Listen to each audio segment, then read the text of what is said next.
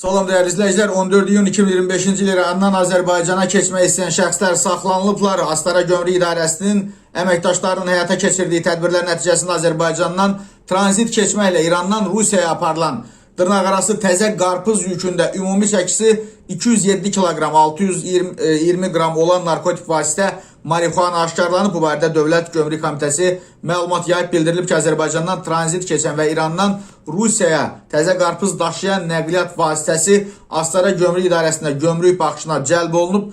Yükə stasionar rentgen qurğusu vasitəsilə baxış keçirilir və şübhəli təsvirlər müşahidə edilib. Daha ətraflı yoxlama zamanı Kinoloji Xidmət iti 16 paletə reaksiya verib, həmin paletlərdəki qarpız yükünün altından gömrük nəzarətindən gizlədilmiş 64 ədəd bağlamada qablaşdırma ilə birlikdə ümumi çəkisi 207 kilogram 620 qram olan marixuana aşkar edilib. Faktla bağlı araşdırma aparılır.